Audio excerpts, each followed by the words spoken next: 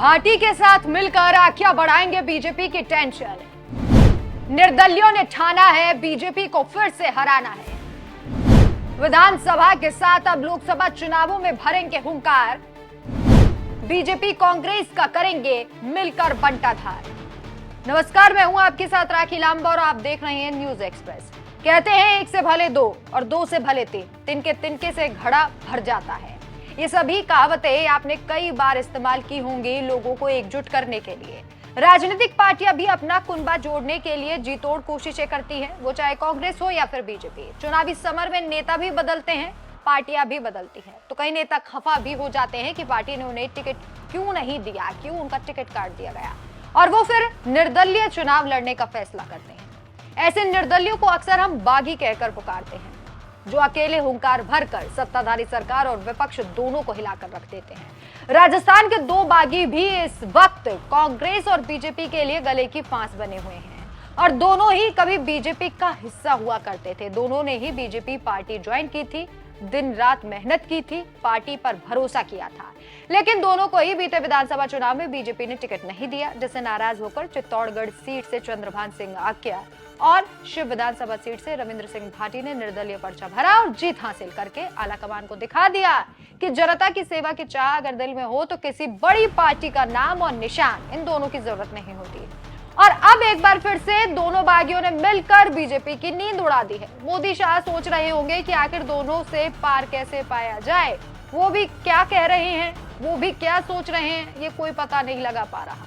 लेकिन इतना जरूर है कि रविंद्र भाटी और आक्या को मैनेज करने के लिए, डैमेज कंट्रोल करने के लिए बीजेपी आलाकमान ने निर्देश दे दिए।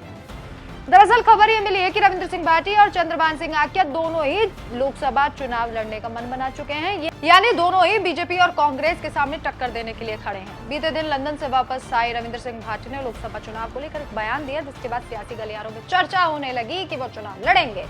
दरअसल भाटी से एक पत्रकार ने लोकसभा चुनाव लड़ने को लेकर सवाल किया, तो उन्होंने कहा, पहले मैं सिर्फ दुधौड़ा परिवार का सदस्य था, लेकिन अब मेरी जनता मेरा परिवार है। जो जनता का आदेश होगा वही करूंगा। इस बार जो कुछ भी होगा अच्छा होगा, ऐतिहासिक होगा और बहुत बहुत नई चीजें आएंगी, भचीड़ बुला देंगे।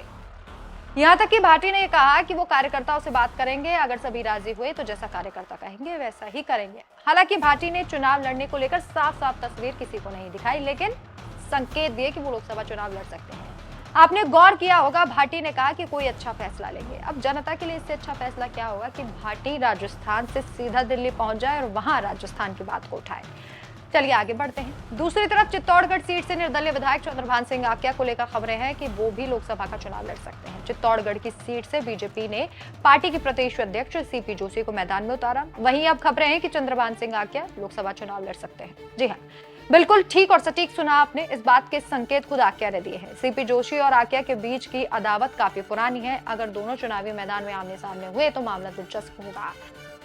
दरअसल आक्या ने कहा है कि अगर मैं कार्यकर्ताओं ने चाहा तो मैं 100% चुनाव लड़ूंगा। उन्होंने भी पत्रकारों से बातचीत में कहा, अगर कार्यकर्ता चाहेंगे तो मैं 100% चुनाव लड़ूंगा। चुनाव लड़ने को लेकर कार्यकर्ताओं से चर्चा की जाएगी, इसमें कोई दो राय नहीं है। इसका हालातों के हिसाब से फैसला लिया जाएगा। फिलहाल अभी चर्चा चल रही है।